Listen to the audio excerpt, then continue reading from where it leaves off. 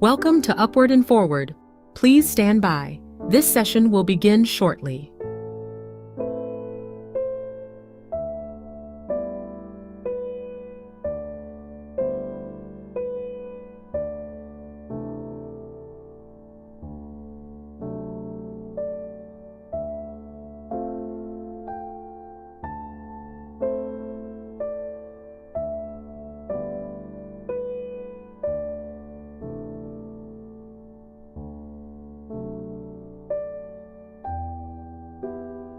Thanks for joining us. Please stand by. We will begin shortly.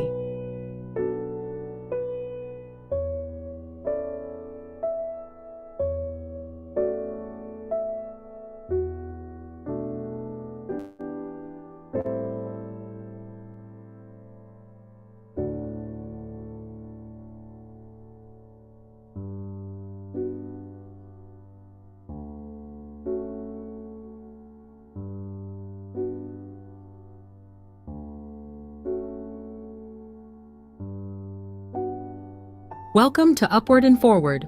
Please stand by. This session will begin shortly.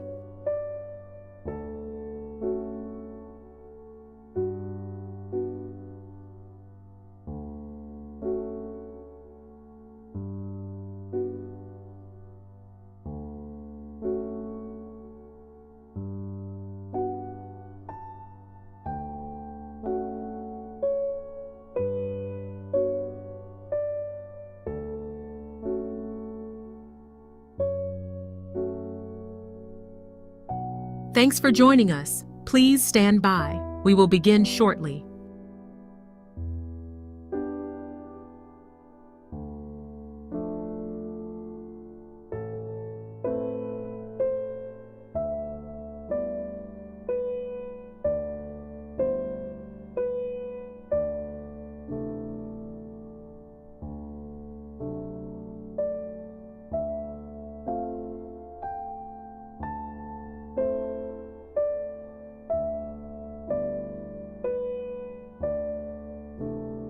Welcome to Upward and Forward. Please stand by. This session will begin shortly.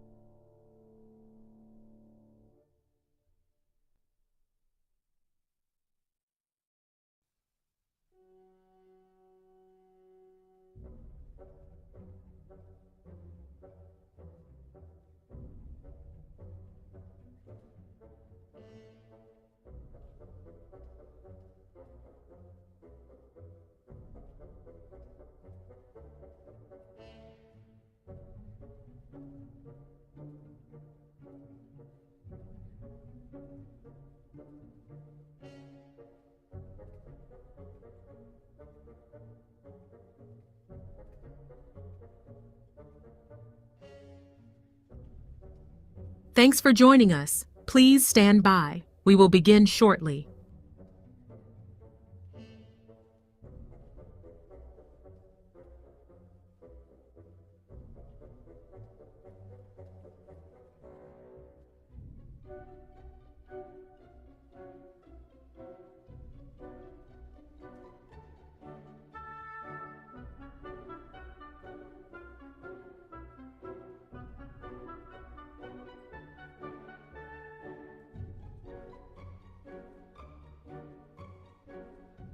Welcome to Upward and Forward. Please stand by. This session will begin shortly.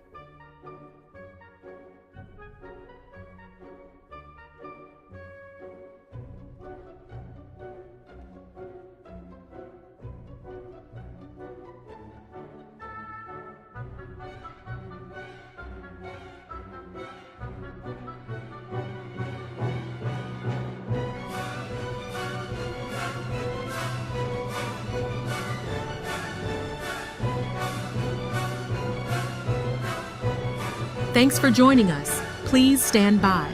We will begin shortly.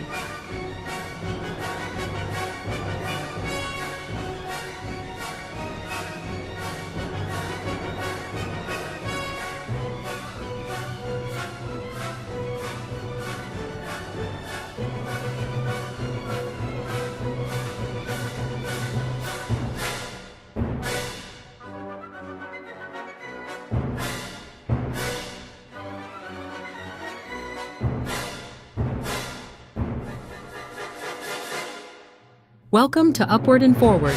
Please stand by. This session will begin shortly.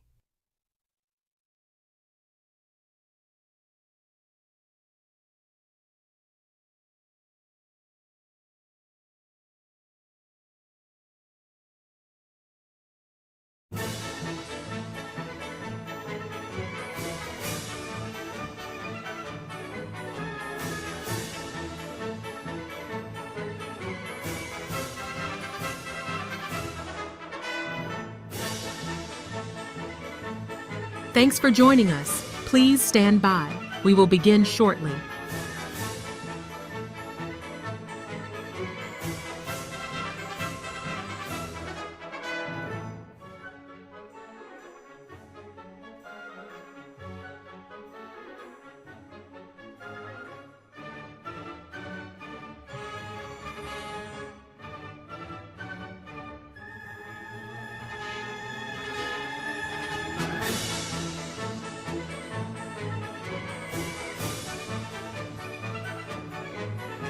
Welcome to Upward and Forward. Please stand by. This session will begin shortly.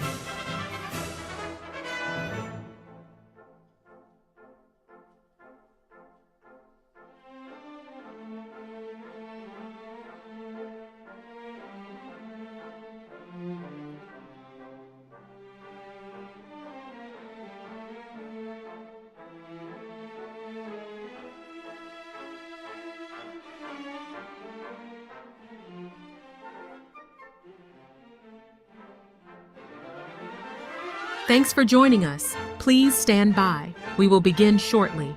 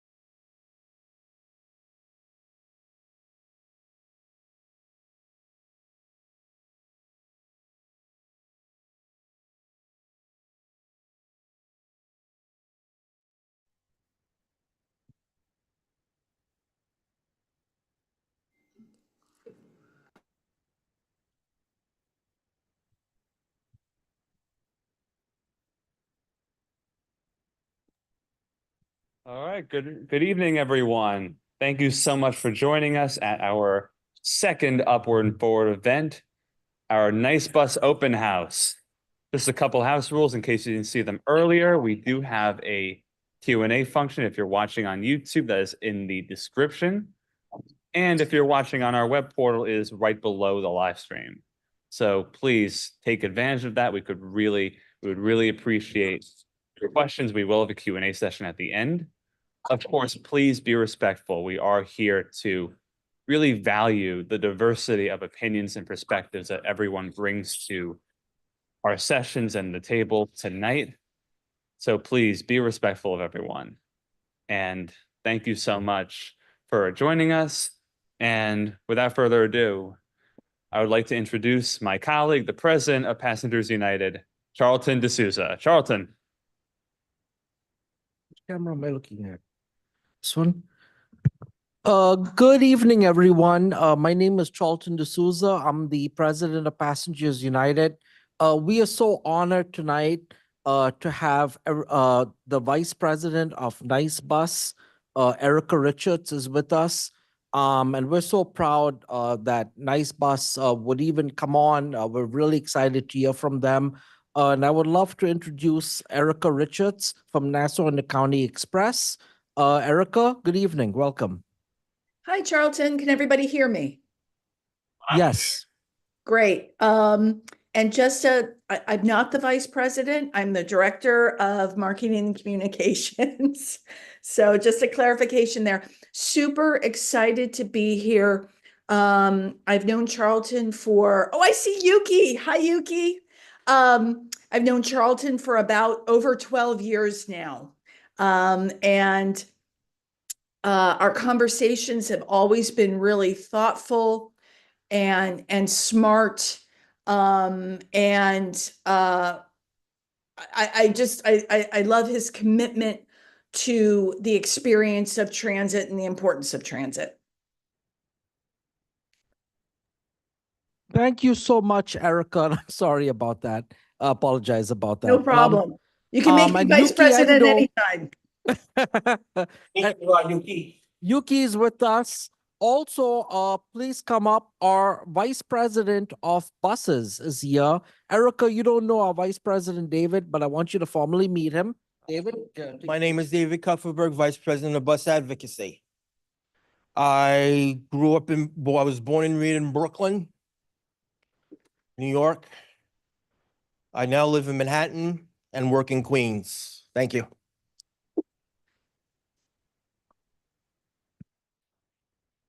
So tonight we're going to hear a lot about Nassau County Express and the operations and the commitment of its employees that it takes to provide ample and great, excellent service. So many of you have so many questions about Nassau County Express. So I'm just going to let Erica Richards get into her presentation. And throughout the presentation, you will learn a lot about Nassau County Express and the level of service that they put out and what it takes to provide service on a daily basis. So please hold your questions. We're going to get to them all. Erica, take it away. Your PowerPoint. I just want to make one more comment. You can submit comments at any time during the presentation. They're all done online. So again, we do have a Q&A function. We will get to your questions at the end. And before I forget, I do want to introduce the man of the hour, Jack Nirenberg, who's my right-hand person. Jack is my vice president, and without Jack, none of this would be possible. Jack is the technical person. He does a lot. So Jack, please say a few words. All right. Awesome. Thank you so much. And it's really a pleasure and a great honor to have you, Erica, here tonight. Thank you so much for joining us. And again, we're really looking forward to really learning more about Nice Bus. There's so much going on right now in New York City and the greater region, including Nassau County, with regard to public transit. There's so much that's going to be happening in the future. And we really look forward to hearing your insight and your takes on everything that's going on. Thank you so much for joining us again. Take it away to Erica. All right. Super. So I do not have admin access on this Zoom. Jack, is it possible to go ahead and share the PowerPoint I sent you? Yeah, absolutely. Great. This may do a co-host as well, but I do have the presentation ready for you. Okay, super. Should we put the lights out? Okay, are we ready? All right, so thank you very much. As Charlton mentioned, I'm Erica Richards. I am the Director of Marketing and Communications, and I have been with NICE since its inception way back in 2012. And when Charlton and I were speaking earlier this week about this get together, I asked him, what kind of things should I put together in the presentation? And he said cryptically, how about you cover things that nobody knows about NICE? Well, that's a challenge with this group because so many of you that are viewing or will be catching this on YouTube later are really industry experts. So I've got kind of a 360 view in this presentation. I will apologize in advance if I'm going over material that you already know. I just wanted to make sure that for the novice, they can also get a taste as to what we're doing. And then I figured we'll have time to go over any detailed questions going forward. Let's see here. And I saw I had admin rights and I see that they have disappeared. Jack, can you just advance the slide for me? Thank you. Okay. Just to give everybody an overview as to who we are by the numbers, we are the Nassau Intercounty Express, and currently on the fixed route side, we are carrying 76,000 passengers a day. I'm sorry, I've got 3,000. I don't know what that 3,000 there is. That equals 2,460 trips per day. And on average, we're traveling 25,000 miles a day. We have 281 fixed route vehicles with 425 operators. Also on the paratransit side, NICE also has a paratransit division known as Able Ride. We're currently carrying 1,400 clients a day using 100 peak vehicles with 85 operators. Additionally, we've added 2 microtransit zones. We're carrying about 100 weekday riders. That would be for our South Shore zone. And I'll talk about our Syosset zone and our ridership when we get to that slide. We're using 6 peak vehicles for that and 9 operators. And Jack, if you could advance the next slide. Super. So maintenance. This tells a very important story about reliability and customer experience. When NICE took over from Long Island Bus that was run by the MTA in 2012, DOT came in and inspected all of the vehicles. This is on New Year's Eve, 2011, because MTA is not subjected to DOT inspections. They self-inspect. And when they came in, 50% of Long Island Bus's fleet that we inherited failed. They did not pass the DOT inspection. In 2012, the mean distance between failures, which is the industry standard as far as maintenance measurements and fleet reliability is concerned. And what that means is literally the number of miles a vehicle travels before it has a breakdown. The mean distance between failures in 2012 when we took over was 5,000 miles. We are now, and I'm very, very happy to say, our mean distance between failures year to date for 2024 is 11,000 miles.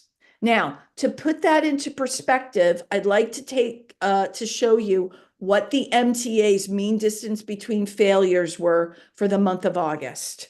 Jack, can you go to the next slide, please?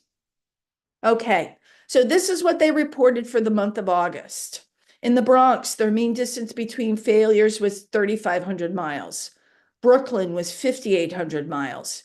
Manhattan was 3,800 miles, and Queens was 8,200 miles. And I don't know what they got going on in Staten Island in that maintenance shop, but they're doing everything right. They've got 15,000 miles between failures. Although I must point out that a lot of the miles traveled in Staten Island are highway miles versus street miles, and they tend to be kinder on a vehicle. So you can see that our average mean distance between failures, 11,000, is really great. And as far as compared to other agencies across New York State, it's right up there. We're one of the top leaders. Next slide, Jack. Okay, so again, we have one reason why we're able to reach that great mean distance between failure rate is we have a very robust preventative maintenance regime. We are constantly going ahead and doing preventative maintenance as far as belts and hoses, and we have a campaign for AC that starts in April before the summer months. And we completed one regarding all of our HVAC systems just a couple weeks ago so that we're all set for the winter weather coming in. And then I also want to point out that New York State DOT inspects every single one of our vehicles every 6 months. We have one of the highest New York State DOT pass rates of any agency in the state. And that's our average pass rate is 96.5. So 96.5% of our vehicles pass the DOT inspection first time. So we're very, very proud of that. Next slide, please. On the safety and training side, NICE really utilizes the latest in safety technology. One of our newest toys, if you want to call it that, are digital mirrors. We've had the entire fixed route fleet and outfitted with new state-of-the-art digital mirrors that have replaced the regular rear view mirrors that we had. And we are outfitting able ride vehicles with them. They give a 20 to 30% wider view for the operators. They have greater visibility at night because they're lit. They are not, they don't fog up, they don't ice up. And we're really excited about them because they are tools that our operators are using to deliver a safer ride. We also have a state-of-the-art bus simulator that we use regularly for training and refresher training. That's the photo I have here. Our operators receive weekly in-house safety videos that my team in the safety department produce that are sent straight to the operators' phones. We call it the NICE Safety Minute, and it's just a refresher on general safety tips or maybe something that's happening right now. For instance, we had at the end of August, we sent out safety videos on pedestrian safety and school bus protocol because with back to school. Additionally, our safety team holds quarterly safety and ADA required refresher training for all of our operators. And that really has paid off. For the month of October, which we just closed, we only had 6 preventable accidents during that month, which is very low. If you consider we're traveling, what is that? The amount of miles that we are every day. And I also want to say that our definition of an accident is very different than most agencies. An accident is classified as an incident that causes at least $1 worth of damage. So if a vehicle grazes a curb and marks up a tire, that is considered an accident. Even though it's something that maybe is not even noticed. We're very, very strict about it. So to only have 6 preventable accidents, and that's sometimes we have 4, sometimes we have 2, sometimes we have 6, but they're very low. Our accident rate is very, very low. And to that point, over 1/2 of our operator staff, and we're talking well in excess of 300 operators, have not had a preventable accident in the past 12 years. Next slide, please. Customer satisfaction. We are constantly looking for ways to measure customer satisfaction. So one way is on-time performance. And our year-to-date on-time performance, and again, back to that technology, we have 2 different CAD AVL systems that we use on our vehicles that give us real-time, on-time performance of every single vehicle on the street in our fleet every 2 minutes. It's refreshed every 2 minutes. Year-to-date, we are running 89% on time for the entire system. That's pretty good. Our goal is 93%, which is very challenging, especially given the traffic we have and the traffic conditions we have on Long Island and in Queens. Our customer complaint index, complaints that we receive specifically about service, we receive about 50 a week. No complaints are good. Every complaint we take very, very seriously, and we are constantly doing our best so that we receive as few complaints as possible. But if you figure we carry 76,000 people a day and we get 50 complaints a week, I think we're doing something right. And additionally, we hire an outside company that runs a mystery rider program. They have 5 or so employees that do about 150 secret rides a month. And they do them morning, evening, weekdays, weekends. And they ride all of the systems, all of the routes, and they grade us on probably 150 to 200 different aspects. Cleanliness and condition of the bus stops, cleanliness and condition of the interior of our vehicles, the exterior of our vehicles. Was the bus on time? Was information displayed? Demeanor of the operator. Did I arrive at my stop on time? Did I feel safe? A whole host of things. And our overall satisfaction score for these mystery rider reports, and we get the full details on the reports. We know exactly what vehicles, what time, where they got on, where they got off, and we can see everything and then go back and review if we need to where we see issues. But our overall score for the year is 98%. Next slide, please. Little overview about our fleet. Currently, NICE has a really, really clean, low emission or no emission fleet. We have 270 CNG 40-foot vehicles. You can see one of our Gilligs displayed in the upper left-hand corner, along with 5 articulated vehicles. And additionally, within the past year, we've acquired 6 electric vehicles. These are New Flyer vehicles. And we are in the process of constructing a large new charging substation that will be right next door to our current depot in Garden City. I'm sorry, I have a loud animal here, and he won't stop crying until I grab him.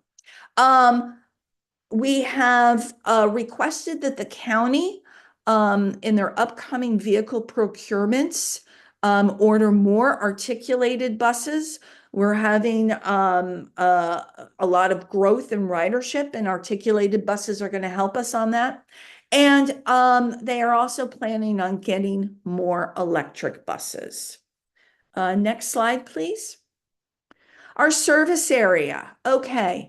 We cover a 250 square mile area that encompasses most of Nassau County, Eastern Queens, including Flushing, Jamaica Center, and Far Rockaway, and then portions of far western Suffolk. We have 3 routes that run 24/7. Going east to west, that would be the N4 and the N6. And they run into Jamaica. And then we have the N40/41, which runs from Mineola down to Freeport, that also runs 24 hours a day. Most of our routes run 18 to 20 hours a day. And 3 of our routes are approximately 20 miles long, running from Flushing to Hicksville and from Jamaica to Hicksville. And then you can see on our map here, we've got the routes highlighted where our service is. Next slide, please. Hempstead Transit Center is our main passenger terminal. We have 20,000 passengers that go through it every day. 18 of our bus routes serve HTC, and it's conveniently located across the street from Hempstead Long Island Railroad Station. We are in the process of the final stages of a multi-million-dollar federal funded renovation. And we're working on that. This final stage is updating the interior renovation. The transit center had last been updated in the 80s, and so it was well overdue for a refresh. We'll be putting new technologies in there, and I think it's going to create a really upgraded customer experience. Next slide, please. Okay, so microtransit. NICE launched our first microtransit pilot in 2022. And the impetus for that was we had a very, very underperforming fixed route, the N36, which connected East Rockaway to Freeport along Atlantic Avenue. And it was at the peak, it was carrying maybe 12 people a trip.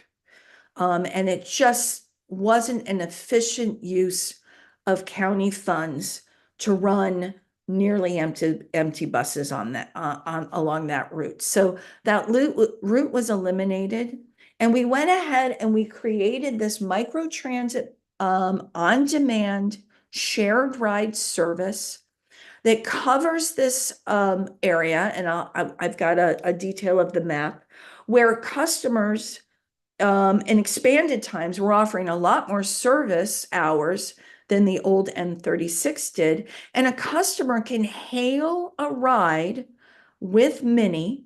The bus will either come pick them up at their address, or it may ask them to walk a block or two, and it will pick them up and take them anywhere they want to go within the Mini zone. The price is the same as fixed route. They can use a transfer to or from one of our fixed route vehicles, so it can be free. All of the vehicles are ADA compliant. We have several Able Ride clients who use this Mini service now instead of booking with Able Ride. And importantly, it connects to existing fixed route service. So it supports and connects to our fixed route system. Additionally, we launched just this June a commingled, we are the first commingled Able Ride and on-demand service in the nation to launch in the greater Syosset area. So this is an area that did not have fixed route service and did not have Able Ride paratransit service. And so now we have a service area where both para and regular fixed route customers have this on-demand service. And it's been really exciting to see it grow. Next slide, please. So this is the detail of our Mini South Shore service. You can see the aqua area that's highlighted here. That is our Mini service area. And we've designed this and the service and the algorithm, the app algorithm that we use to increase efficiency. We've got vehicles traveling in this cigar-shaped east to west service zone. So individuals that want to ride east within the zone will have one vehicle ride along and pick them up for efficiency. And those that want to travel west along the service zone will have another vehicle go ahead and pick them up. And it helps us turn those seats really quickly so that we can serve as many passengers as possible within a shorter time, and enables us to serve, we're serving about 100 passengers a day. And with the amount of vehicles we have down there, we've really kind of maxed out service. If we had the resources to add another vehicle, I know that we could serve even more people. There's a definite need down there. And also, I forgot to mention that with Mini, there's never any surge pricing that you would have from an Uber or Lyft. It's a straight $290 fare. So it's really an affordable alternative to regular on-demand service or taxi. Next slide, please. So I get this question all the time: system service and development. The MTA has been kind of working on bus redesign for Queens, and then they put the brakes on it due to budget constraints and then whole fiasco with congestion pricing. So we don't know where they're going to end up with that.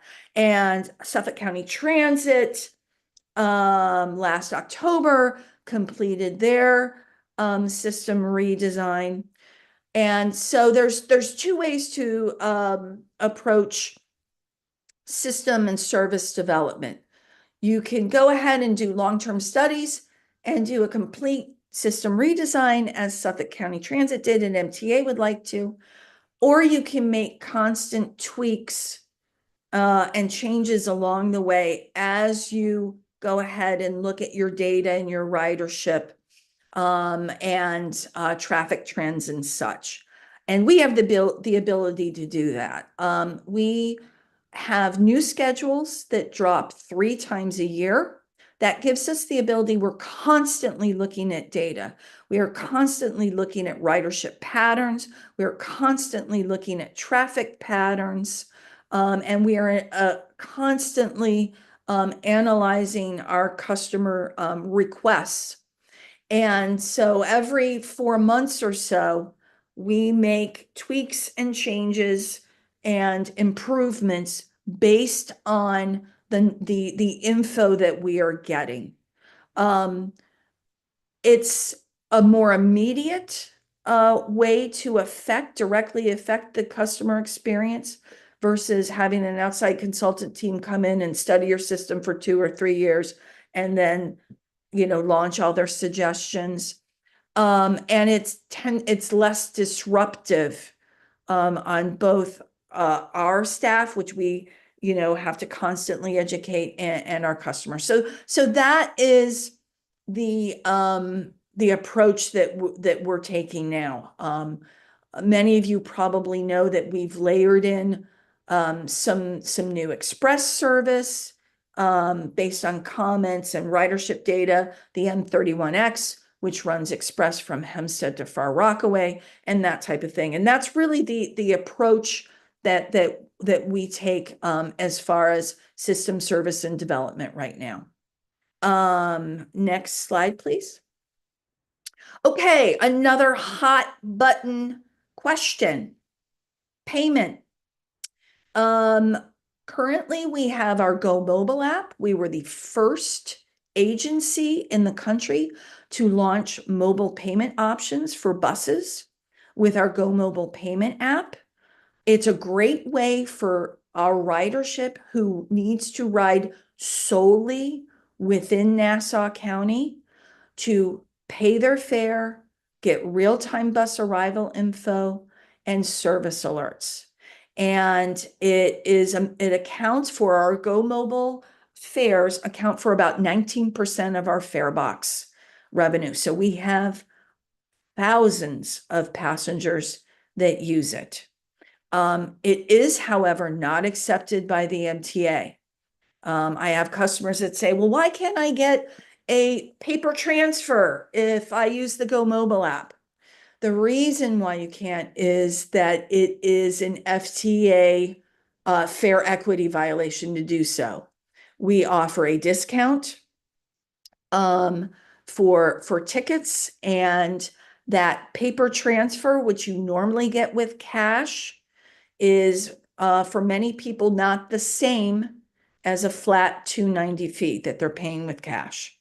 So we would have people getting a discount with the paper transfer versus cash payers, and that's not fair. So we can't do it. It's only available if you're riding solely within Nassau County. Now, Omni. I want to point out the obvious. Omni is a product of the MTA. It is their product. It is their timeline. as to when they are going to roll it out to affiliates. And by affiliates, that would be Nice Bus and Westchester Beeline. We have been working with the MTA literally for 5 years on getting this. We're ready. All of the items that the MTA and their vendors need to take care of, they are not ready for us. So I had a meeting this morning, and it looks like the earliest that we will be able to install Omni onto our vehicles is January 2026. We should be complete by that, hopefully. And I understand that customers are frustrated. We have 40% of our riders that transfer to or from MTA buses to our buses, and they need that free transfer. And certainly it is, the Omni system is very, very convenient. Whether you use a card or your phone or a chipped credit card. And we are desperate to go ahead and get this in our vehicles, but our hands are really tied. So that's what we're looking at right now.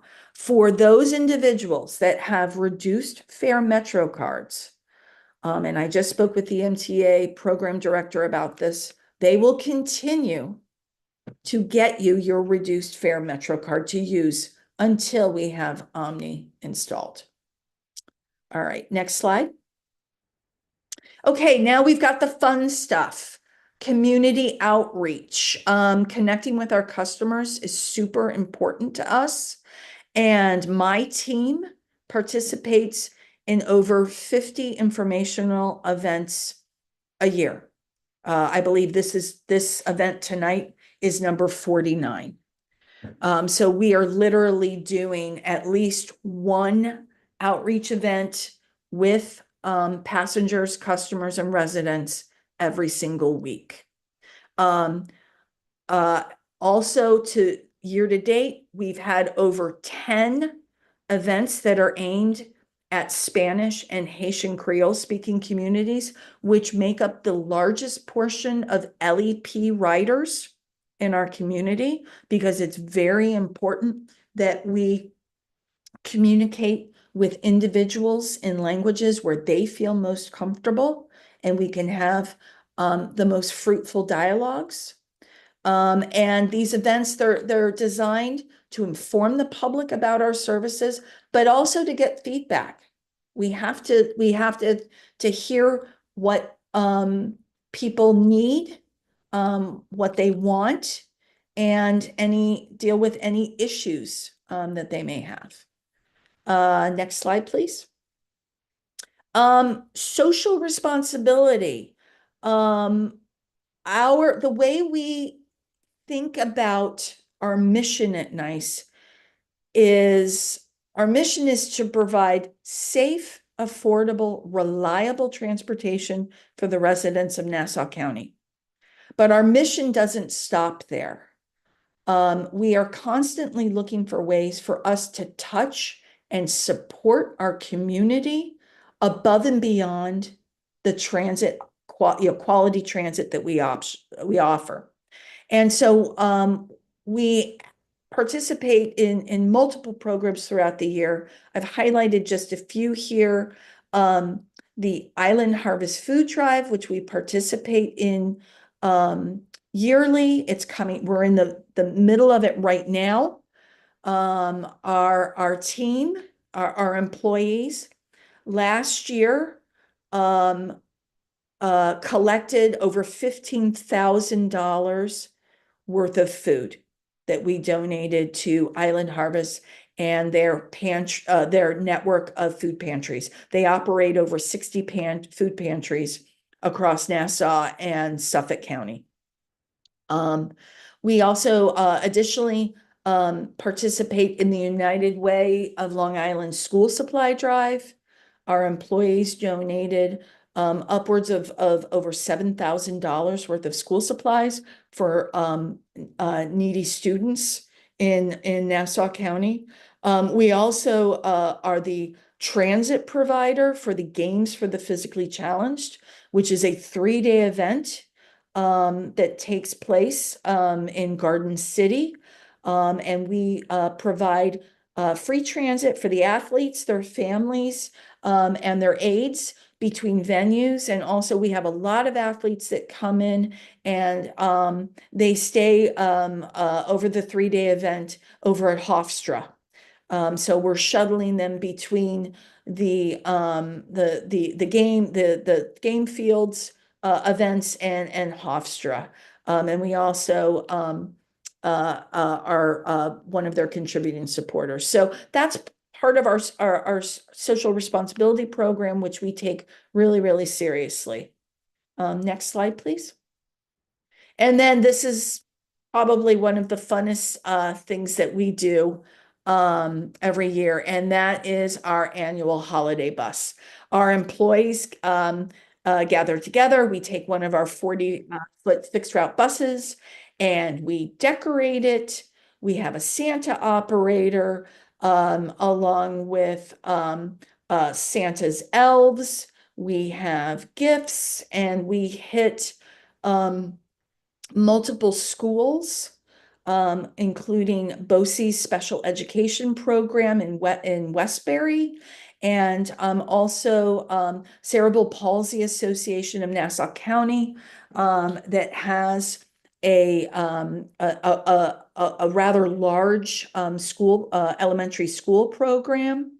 And it's a special event for them. And for many of these kids, this may be only one of the real accessible holiday events that they can participate in. So we put a lot of effort, our team does, in their free time, to go ahead and put some smiles on kids' faces. Next slide, please. Okay, contact us.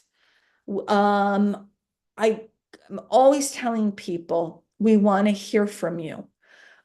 We can't fix problems if we don't know about them. So we're always urging customers to contact us. Good, bad, ugly, great. I want to hear it all. So we have multiple ways that people can reach us. Number one is through our phone center. Our phone center is staffed 7 a.m. to 8 p.m. Monday through Friday. Our phone number is there, 516-336-6600. And if it's after hours, we have a mailbox. Leave us a message and we will call you the next business day. We answer all of our messages. That's the first thing we do when we walk in my office this morning. Website, email.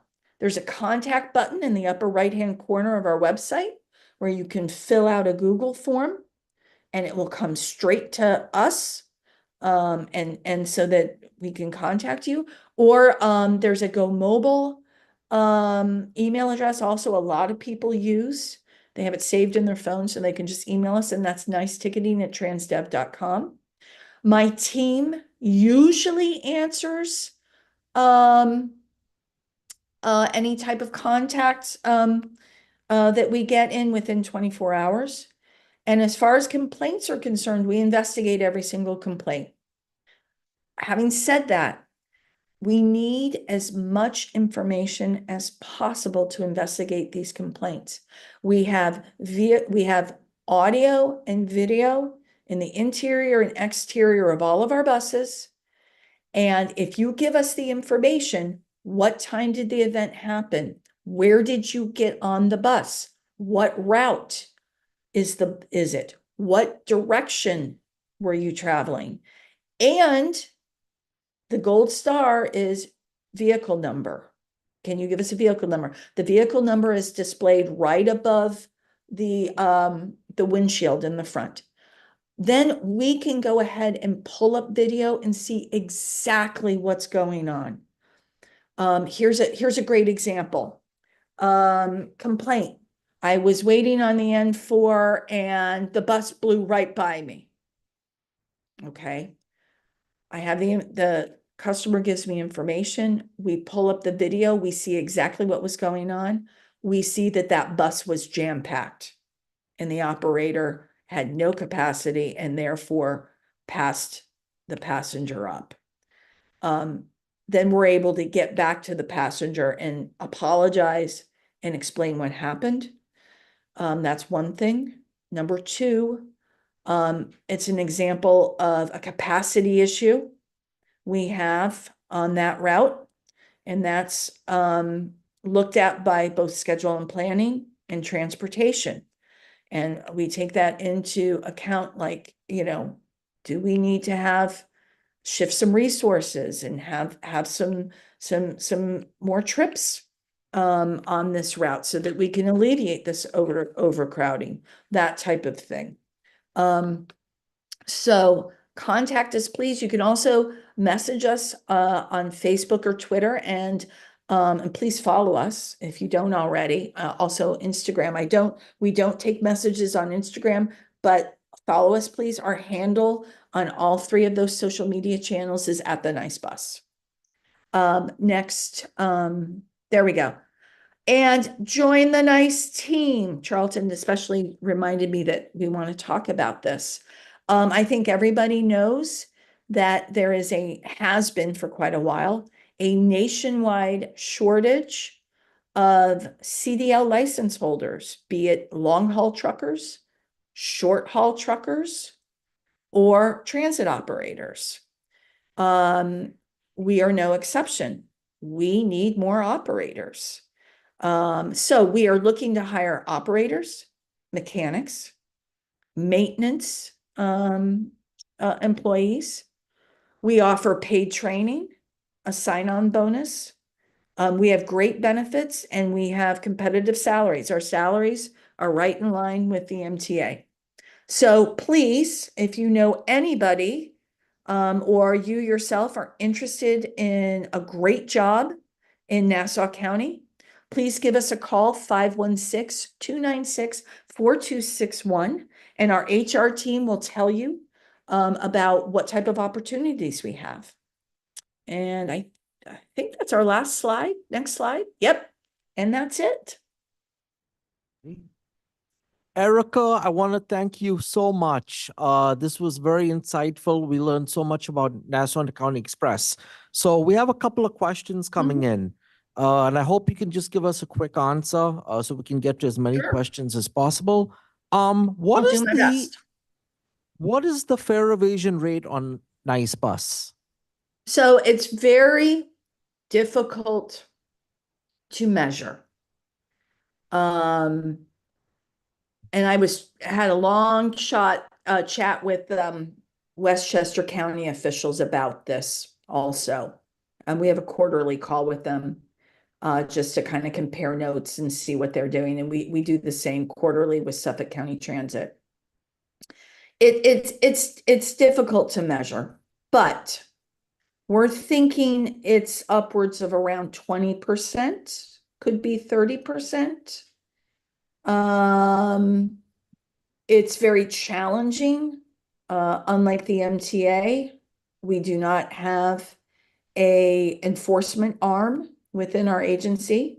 There are no NICE police. There is also no legislation on Nassau County books for prosecution of fare evasion. So we're kind of challenged as to what we can do. We do have situations where we may call city police or Nassau County police to remove someone who refuses to pay their fare. But it's kind of a catch-22 situation. So here's a great example. We're in Queens. It's an N6. It's rush hour. We've got a full bus heading into Hempstead, and someone gets on and doesn't want to pay their fare. What does the operator do? Does the operator pull the bus over, call the police, and wait 20 minutes for the police to come to get there to remove that passenger while we have 60+ people on the bus who are desperate to get home or desperate to get to their job. It's challenging.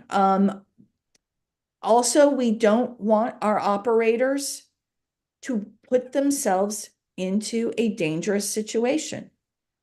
So, our policy is that if someone is not paying their fare, we ask the operator to reiterate what our fare policy is and to remind them that they are required to pay their fare and that they are to pay it next time.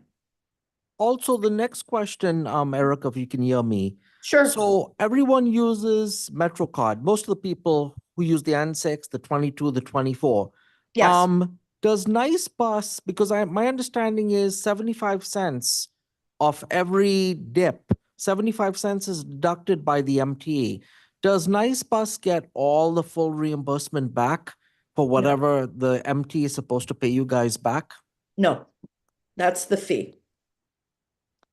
75 cents, I think that's high. I believe it's more like 40 cents. 40 cents, okay. Yeah. And it will be the same with Omni. We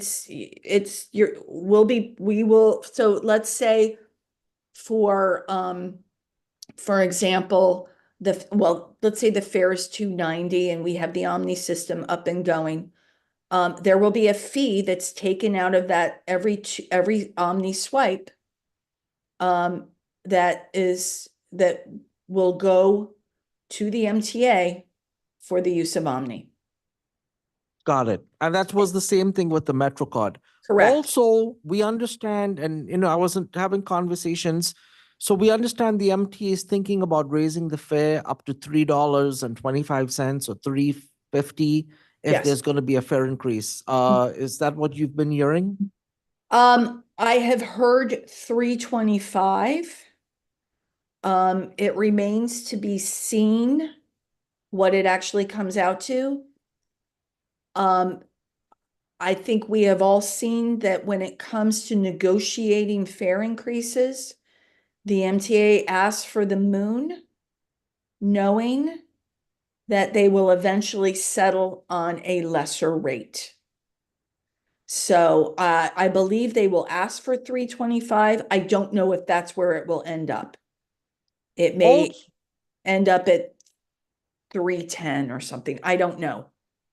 Also, with the election that just happened, obviously, President Trump is going to be our new president.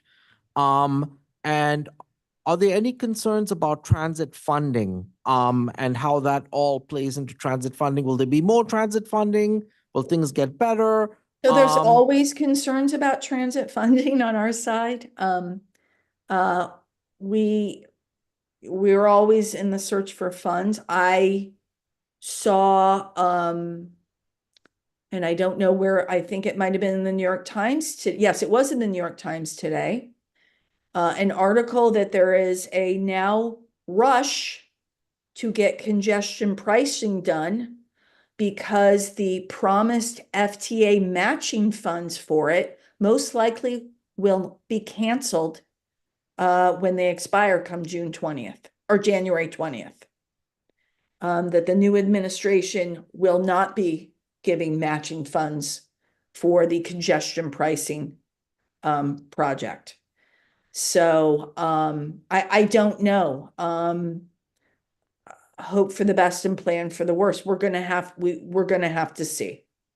And we all go to Albany every year, as you know, to lobby, to talk to the elected officials for more funding Yes. for the MTA. We did it, I believe, last year, and we're going to definitely do it this year. And I know Nice Bus every year goes through the budget cycle because Yes. you guys are trying to get the best funding. So what do you need our members to do to engage with our elected officials? How should we engage? What does Nice Bus need for its funding requirements, and how do we get that done so we can have more bus service, better bus service? Yes. So on the funding picture, New York State funding is absolutely essential to our budget. The majority of our budget is made up of funding from New York State and from fare box revenue. So we can't survive without it. And just so that everybody knows, I want to give everybody a little bit of boost of confidence. Our team does quite a bit of lobbying of legislators.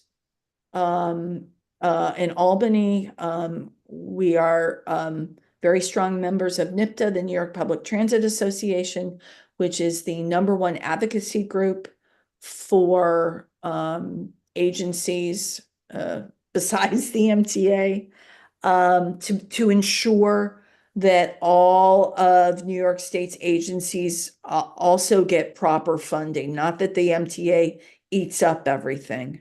And it's something that we're in constant contact with the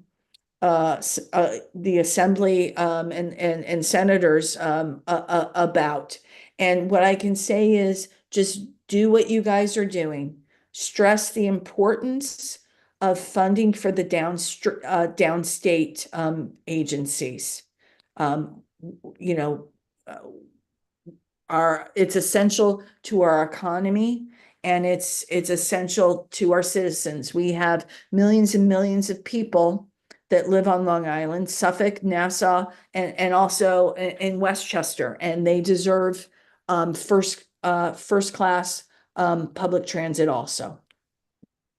Yeah, so thank you. And so I have some questions. How many employees have been assaulted on Nice Bus?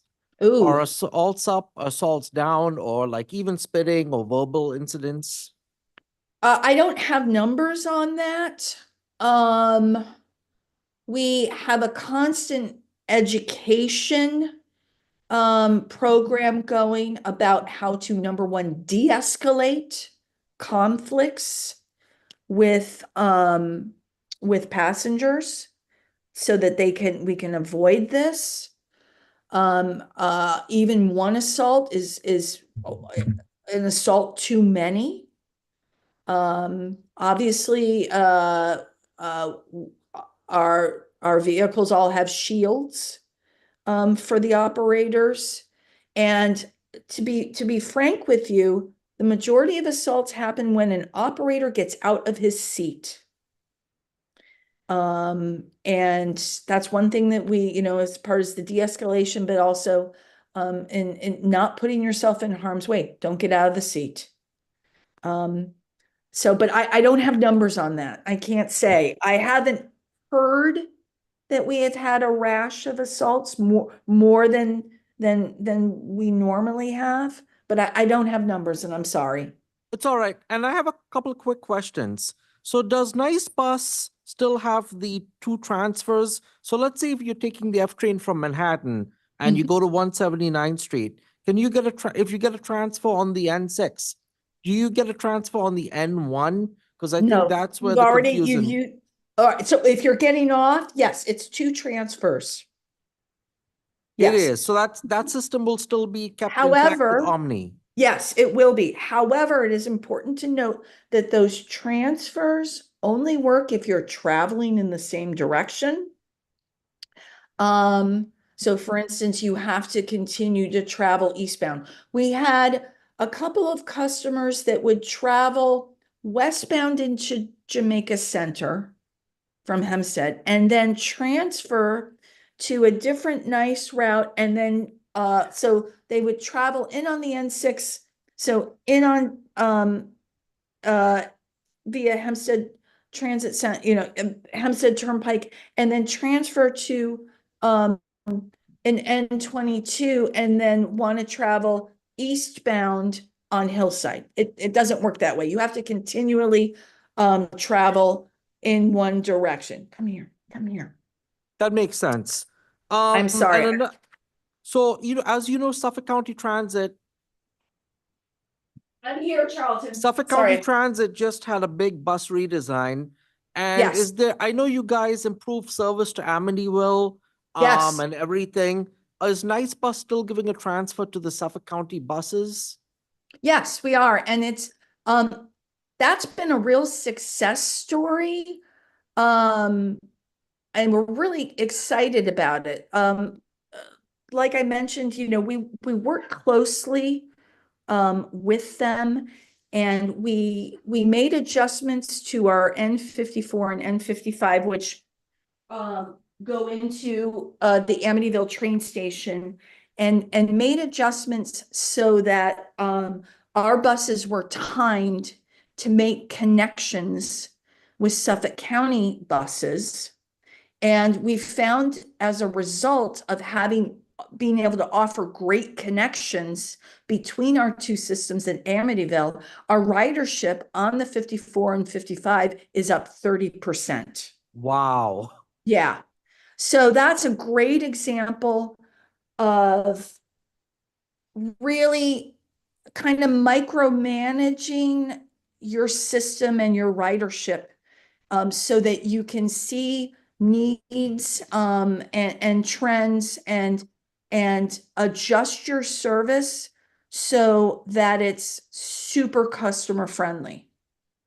Yeah, thank you. And so Yuki Endo had a question. Will the N79 bus be extended again back to Mineola like it was when Long Island Bus ran? And that would actually help people, but I don't know if you can give a yes or no to that. I can definitely give a yes or no, and it's so exciting to see Yuki on this broadcast. No, the N79 will not be extended back to Mineola, and the reason for that is we would have 3 routes going from Hicksville to Mineola, and it's duplicate service. And unfortunately, we need to be as efficient as possible in our service planning so that we can squeeze out as much service to as many people as our budget will allow.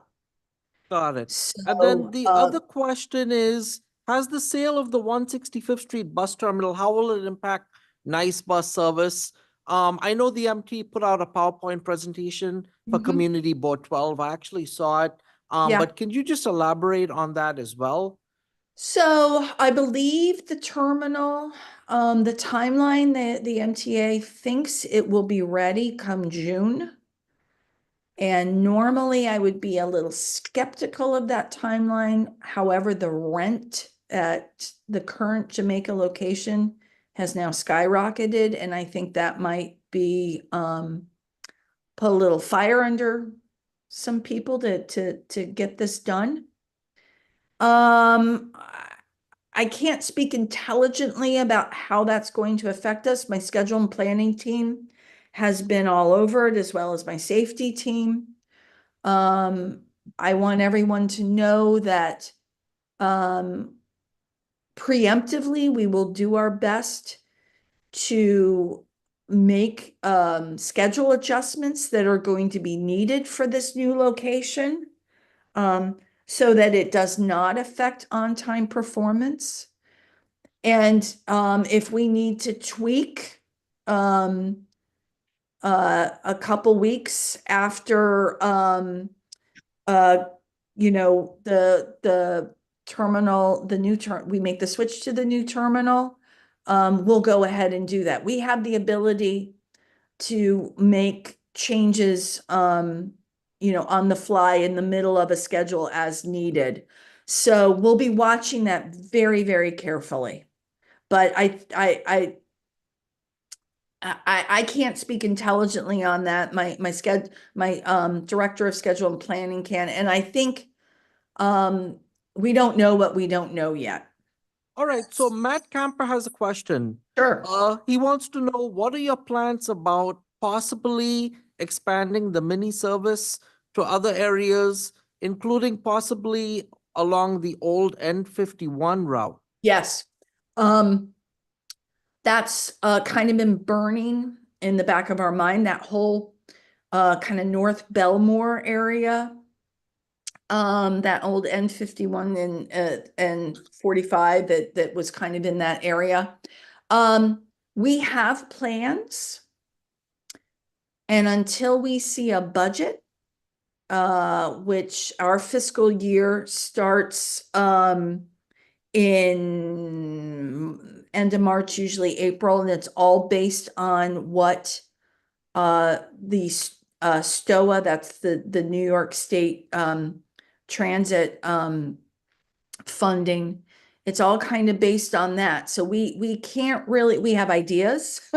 We have a wish list, we have plans, but we can't put anything in stone until we see what that funding is going to be like. And it's important for me to let everybody who's watching this know that we, unlike the MTA, we are legally, contractually obligated to run the service within our budget. That is to say, we cannot run $1 over budget. Got We it. cannot roll over costs into the next year. Every trip that we provide must be fully paid for. So we have to be very, very careful. If we have an uptick, for instance, in paratransit service, and so that everybody understands when we, and this is for any transit agency in the country, when they get their budget, there is not a separate budget for paratransit and fixed route. It's one budget. So Erica, real quick, Yeah. so, we have a question. Will some discontinued routes be in consideration of restoration in the future? So obviously the answer you just gave us would apply to that Yeah. as well. So this is what I would say. If a route was discontinued in the past, it was discontinued for a reason. And that reason is that it wasn't a very efficient use of resources.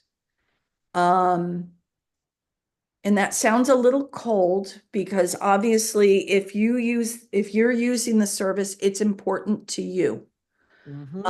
But we need to make sure we're offering the best service we can with the funding that we get. And that may not mean that a 40-foot bus is going to be able to cover that area. Just like with the 36 on the South Shore. The alternative might be offering a mini service. And so real quick, I know because you got to go, Erica. So Yeah, So real quick, there's this perception that the South Shore gets more bus service and the North Shore gets less. And so people want to know, is the N24 gonna get more service, especially during the holiday season to Roosevelt Field Mall? Because that's a big generator. And is there gonna be like overnight service? I'm sorry, alternate service, is that what you said? No, all night. So like, is there gonna be nightly or later service overnight on the N24 No, to the provide something? N24 and the N22 will, the service that will follow through the end of the year is based on our fall schedule. So we will Okay. not be offering additional service. That's a big problem. I don't know if anyone We've can hear me, actually but found, that's a big No, problem. cut them off. We need a lot we've more actually service. found that John, sorry, John. mall service and passenger trips to and from the mall has really dropped off. For instance, our Black Friday service to the mall and not only Roosevelt Field, but also Green Acres is not what it was 10 years ago. So we had run a specialized Black Friday service. I think this was probably pre-pandemic. John, Yeah, hold on, it'd been I'm coming. pre-pandemic. So- Where we basically offered trippers between Old Country Road and Stewart Avenue in and out of the mall so as to not slow down for traffic. And in the past couple of years, we just haven't seen the amount of traffic that would warrant that. Now, maybe with the post-pandemic bounce, we may be back there. But as of right now, we are Oh, not John, we're planning coming to that, him. no. John, we're gonna go to John Michno. So, we see a lot of videos that John Michno does of a lot of bus breakdowns and everything. So Yeah. Erica, I mean, why is it that sometimes like there are breakdowns and stuff? Can you get into that? Well, as I just- addressed in my PowerPoint presentation, actually, our maintenance performances are really great. We're one of the top agencies in New York State as far as fleet reliability is concerned. So, you know, the amount of trips that we're running is 2,600 trips a day. You're gonna have a bus breakdown here or there. But overall, our mean distance between failures is, we can always do better. I mean, look at Staten Island, they're at 15,000. But our mean distance between failures is really something we're very, very happy with. Yeah, so John Michno, did you want to come on? Because I know you wanted. Yes. John does a I don't lot of know if you can hear videos. me. Can Yeah. you hear me? I don't know. If Yes, you we can hear you, John. Okay, Go ahead. The thing I want to address, obviously, 24. I'm seeing crowding, and something happened on Saturday night where 24 just did not show up at Roosevelt Field, didn't come at all. We never filled the runs. The following 22s, standing room only at the time it left Roosevelt Field. I'm sure people got flagged down the line. There needs to be, if there's a breakdown, we need to fill them. That's all I'm going to say. Because yeah, especially the depot is right there. There's no excuse for that. That's all I got to say. Ninth Street. Well, John, did you let us know about this? Because No, I didn't fill it out. Okay, so without knowing any of the details as to what might have happened, first of all, let me apologize. Because we don't want any of our customers to be inconvenienced. And obviously that's a big inconvenience. There's lots of mitigating factors as to how we deal with situations Hamilton Street. that sometimes depending on where there is a break in the service, the command team may go ahead and decide to put the protect bus ahead in the schedule so that although But Roosevelt Field's the first stop. That's what just. yeah, but They they may have looked at it and said, by the time we can get that protect bus, because also, John, I know, our depot's right there, but getting a bus into service isn't like pulling a car out of a driveway. I understand that. There's I a, thought there's maybe there would be like there's a a 20-minute bus. safety check that every vehicle Right. has to go through before they Yeah. even leave the depot. But I that's thought not, maybe they should have a that bus doesn't on make it any, standby. John. It's a busy. yeah, that doesn't solve the problem of you guys on a platform. And I totally get that. It could be that the command center looked at it and said, by the time we can get that vehicle out there to address this trip, maybe we go ahead and we just send it straight to Westbury and then pick up the trip from there, heading to Yeah, Hicksville. well, this So is that but can this be is on going top. west.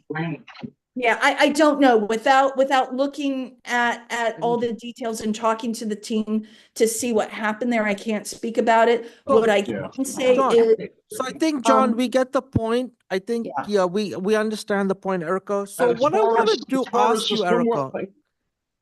thing. So, Erica, very important. How can we train our members better so that we can have an ongoing relationship with you guys and report these things in real time? And, we will send the things to John so he can also report these things in real time so that we can get these things resolved. So the best way to report things in real time is use the contact form on our website. Because that contact form is a Google Doc, and it comes as soon as you fill it out and hit send, Right. it goes straight into mine and my team's mailbox. Got it. And is there a way that the bus command center, it would be nice if they could tweet things out, like if there's a big delay and there's like a bus missing, or it would be nice if they can let us know that the bus trip is canceled or there was a breakdown. So at least Yeah. people know. I don't know if there's an Yes. automated system that could do this. There is, but here is the challenge, and it's a constant,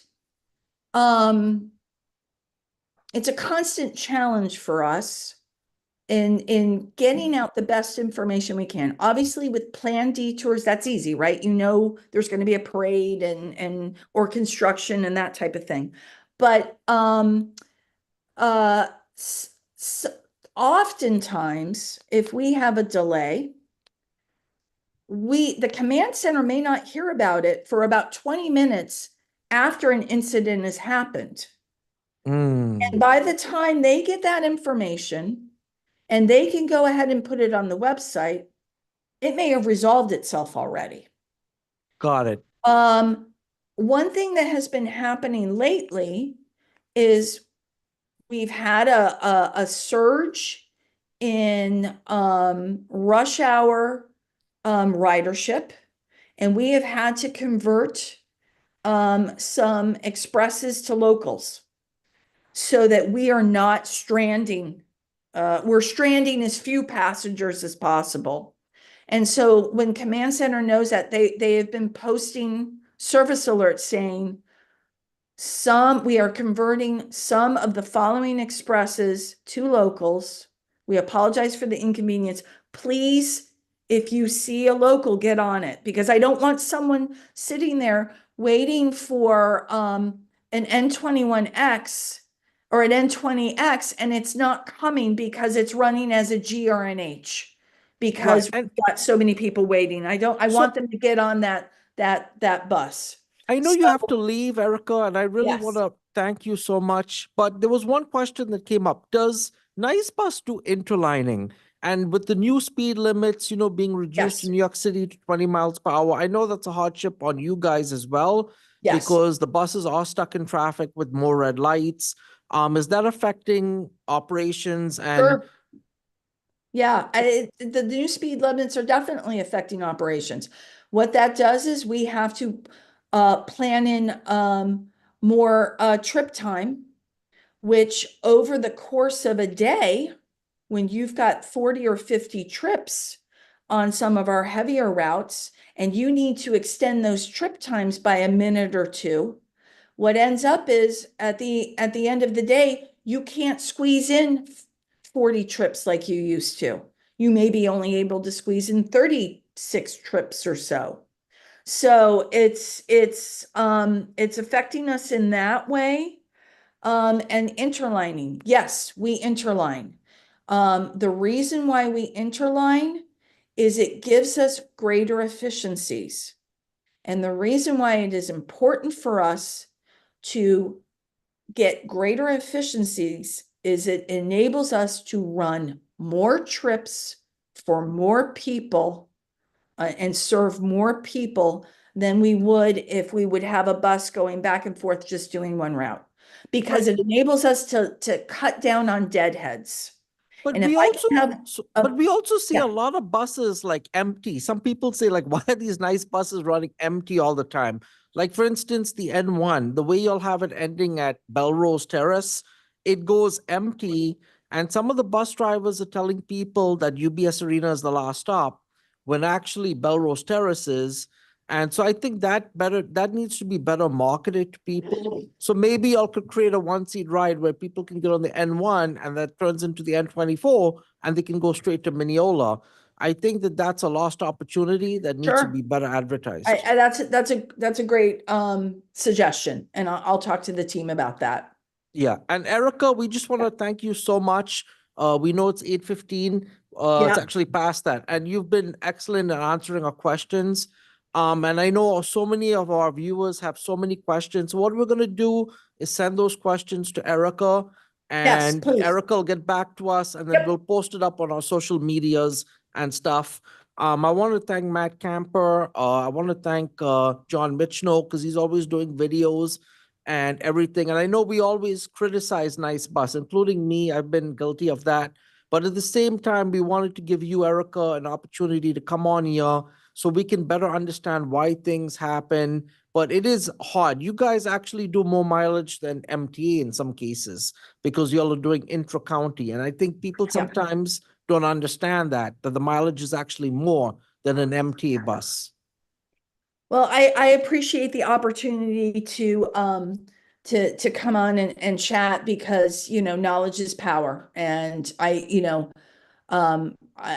we're all passionate about our service and we love talking about it and we love, getting feedback and we appreciate all of your support of public transit in general. It's so vital. It's so vital to our quality of life, economic drivers, and accessibility, and equity. Yeah, and so yeah, thank you so much. We look forward to working with you guys. And is there any chance that Nice Bus will form some sort of customer committee, some sort of customer working group? That would be really great too. So that would be a decision that Nassau County needs to make. There is an independent bus transit committee that actually is our oversight board. And I don't even know if there's anywhere under the umbrella for another group other than that. I don't know. And the bus driver shortage, I know that's impacted Nice Bus as well nationally because it's Sure. very hard to get bus drivers. So if anyone's listening here, any of our young people, and you want work, get a job in Nice Bus, guys. It's a so we can great have bus job. service. All of our operator jobs are union jobs.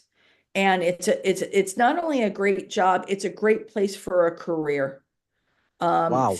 50% of our operators have been with our organization 15 plus years. Wow. Yeah. Wow. Yeah, so that's a way to break out of poverty and, mobility to the middle class and stuff like Yes, that. absolutely. And you'll also offer professional opportunities in terms of career development, and you can go Correct. to college while Yep. you're working and all that stuff. I would say 90% of our transportation management team were all operators at one point. Wow. Yeah. Wow. So yeah, thank you, Erica, so much. Jack Narenberg, just wanted to thank you as well. And so did my vice president of buses. So David really focuses on the city routes. That's his strength. My strength is Nassau. So, we're trying to Yeah. accelerate him. But at some point, I want to be educated. but so at some point, we'll bring David for a tour of the facility and you can explain everything. So Erica, we just want to thank you. Thank you so much for attending. We really, Thanks so much, everyone. I really appreciate the opportunity. yeah, thank you Thank so you so much. much again for Okay. taking the time. Yeah. Really appreciate it. Thank you. Have a good night, Erica. Thank you so Thank much. you. Bye-bye. Bye-bye.